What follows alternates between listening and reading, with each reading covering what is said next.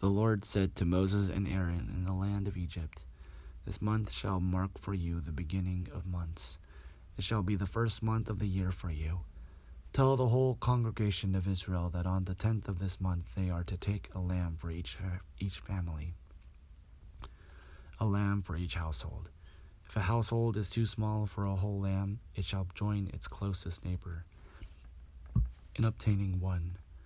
The lamb shall be divided in proportion to the number of people who eat of it. Your lamb shall be without blemish, a year-old male. You may take it from the sheep or from the goats. You shall keep it from the 14th day of this month. Then the whole assembled congregation of Israel shall slaughter it at twilight. They shall take some of the blood and put it on the 2 doorposts and at the lintel of the houses in which they eat of it. They shall eat the lamb that same night. They shall eat it roasted over the fire with unleavened bread and bitter herbs. Do not eat any of it raw or boiled in water, but roasted over the fire with its head, legs, and inner organs. You shall let none of it remain until the morning. Anything that remains until the morning you shall burn with fire. This is how you shall eat it: your loins girded, your sandals on your feet, and your staff in your hand. You shall eat it hurriedly. It is the Passover of the Lord. I will pass through the land of Egypt that night, and I will strike down every firstborn in the land of Egypt, from human to animal, and all the gods of Egypt. I will execute judgments. I am the Lord. The blood shall be a sign for you on the houses where you live. When I see the blood, I will pass over you, and no plague shall destroy you when I strike the land of Egypt. This day shall be a day of remembrance for you. You shall celebrate it as a festival to the Lord. Throughout your generations you shall observe it as a perpetual ordinance. 7 days you shall eat unleavened bread. On the first day you shall remove leaven from your houses. For whoever eats leavened bread from the first day until the 7th day shall be cut off from Israel. On the first day you shall hold a solemn assembly, and on the 7th day a solemn assembly. No work shall be done on those days. Only what everyone must eat, that alone may be prepared for you by you. You shall observe the festival of unleavened bread, for on this very day I brought your companies out of the land of Egypt. You shall observe this day throughout your generations as a perpetual ordinance. In the first month, from the evening of the 14th day until the evening of the 21st day, you shall eat unleavened bread.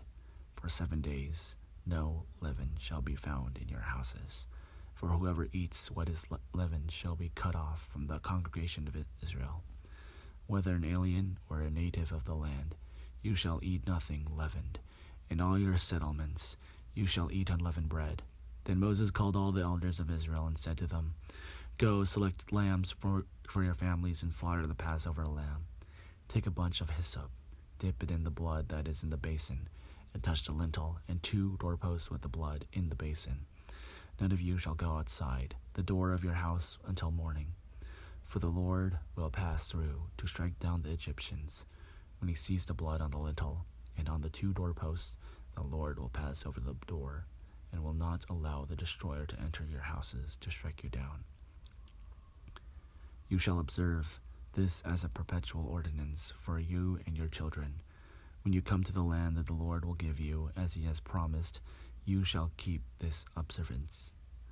And when your children ask you, What does this observance mean to you? You shall say, It is Passover sacrifice to the Lord, for he passed over the houses of the Israelites in Egypt when he struck down the Egyptians, but spared our houses. And those people bowed down and worshipped. The Israelites went and did just as the Lord had commanded Moses and Aaron, so they did. At midnight the Lord struck down all the firstborn in the land of Egypt, from the firstborn of Pharaoh who sat on his throne to the firstborn of the prisoner who was in the dungeon, and on all the firstborn of the livestock. Pharaoh arose in the night, he and all his officials and all the Egyptians, and there was a loud cry in Egypt, for there was not a house without someone dead. Then he summoned Moses and Aaron in the night and said, Rise up, Go away from my people, both you and the Israelites. Go serve the Lord as you said. Take your flocks and your herds as you said, and be gone, and ask a blessing for me too." The Egyptians urged the people to hasten their departure from the land, for they said, "We shall all be dead." So the people took their dough before it was leavened, with their kneading bowls wrapped up in their cloaks and their shoulders. The Israelites had acted according to the word of Moses. They had asked the Egyptians for jewelry of silver and gold and for clothing. The Lord had given the people favor in the sight of the Egyptians, so they let them have what they asked. And so they plundered the Egyptians. The Israelites journeyed from 6 Ramesses to Succoth, about 600,000 men on foot, besides little ones. A mixed crowd also went up with them, and the livestock in great numbers, both flocks and herds. They baked unleavened cakes of the dough that they had brought out of Egypt. It was not leavened because they were driven out of Egypt and could not wait, nor had they prepared any provisions of themselves. The time that the Israelites had lived in Egypt was 430 years. At the end of 430 years, on that very day, all the companies of the Lord went out from the land of Egypt. That was for the Lord a night of vigil, to bring them out of the land of Egypt. That same night is a vigil to be kept for the Lord by all the Israelites throughout their generations. The Lord said to Moses and Aaron, "This is the ordinance of the Passover. No foreigner shall eat of it, but any slave who has been purchased may eat of it after he has been circumcised. No bounds or hired servant may eat of it. It shall be eaten in one house. You shall not take any of the animal outside the house, and you shall not break any of its bones. The whole congregation of Israel shall do this. If an alien who resides with you, who wants to celebrate the Passover to the Lord, all his males shall be circumcised. Then he may draw near to celebrate it. He shall be regarded as a native of the land. But no circumcised person shall eat of it.